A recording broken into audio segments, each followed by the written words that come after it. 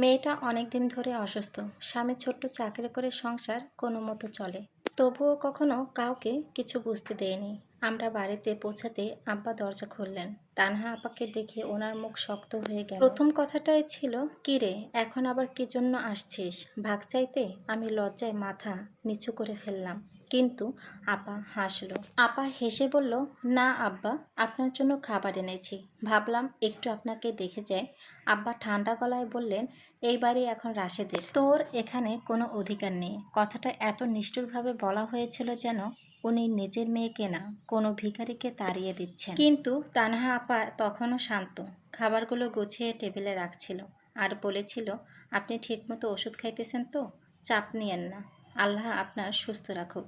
আমি অবাক হয়ে শুধু দেখছি, মানুষ এত অপমানের পরও এত নরম থাকতে পারে। বিকালের দিকে আমরা বের হয়ে এলাম।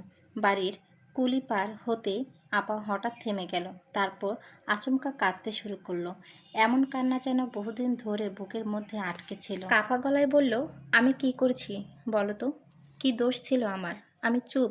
আপা চোখ মুছতে মুছতে বলল, আমার মেয়েটা অসুস্থ, ওষুধ কিনতে কষ্ট হয়, জামাইয়ের ইনকাম কম, তারপরও কখনো কি তোদের কাছে কিছু চাইছি?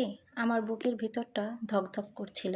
ও আবার বলল, তোরা সবাই জানিস আমার অবস্থা, তারপরও কেউ একটা কথা বললি। আমি তখন কোনো উত্তর খুঁজে পাইনি, কারণ সত্যিটা খুবই নিষ্ঠুর ছিল।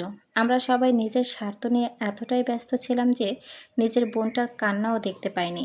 এরপর ও আরও একটা জিনিস ধীরে ধীরে বুঝলাম, আমরা কেউ আব্বার খোঁজ না নিলেও তানহা আপা প্রতিদিন প্রতি সপ্তাহে ওনার কাছে যেত, ওষুধ নিয়ে যেত, আবার খাবার রান্না করেও দিত, ঘর গুছিয়ে দিত।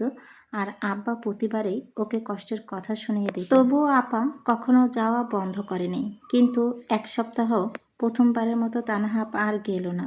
সেদিন বিকালে আব্বা হঠাৎ আমাকে ফোন দিলেন, গলায় অদ্ভুত অস্থিরতা, বললেন, তোর আপা আজকে আসে নাই? আমিও অবাক হয়ে বললাম, না তো। কিছুক্ষণ চুপ থেকে আব্বা আবারও বললেন, ওর ফোন বন্ধ কেন? ঠিক তখনই আমার বুকের ভিতরটা কেমন জানি অজানা ভয়ে ঢুকে গেল। আর যেটা পরে জানলাম সেটা আমাদের পুরো পরিবারকে ভিতর থেকে ভেঙে দিয়েছিল। সেদিন শুক্রবার, আমি একাই আব্বার বাসায় গিয়েছিলাম। দরজা খুলে আব্বা প্রথমে চারপাশে তাকালেন, তারপর কপাল কুঁচকে বললেন, তানহা আসে নাই? আমি তখন জুতা খুলতে খুলতে বললাম, না, আব্বা আজকে আসতে পারেনি। আব্বার মুখটা কেমন বদলে গেল। যে মানুষটা সবসময় আপাকে দেখলে কঠিন কথা বলতো, আজ সেই মানুষটা আজ অস্থির হয়ে বারবার দরজার দিকে তাকাচ্ছেন। উনি ধীরে ধীরে সোফায় বসে বললেন, অসুস্থ নাকি? আমি ইতস্ত করছিলাম, কারণ সত্যিটা বলতে লজ্জা লাগছিল। আসসালামু আলাইকুম, সবাইকে দ্বিতীয় অংশটা পড়িয়ে শুনিয়েছি। দ্বিতীয় অংশ শুনতে চাইলে অবশ্যই কমেন্ট করবেন।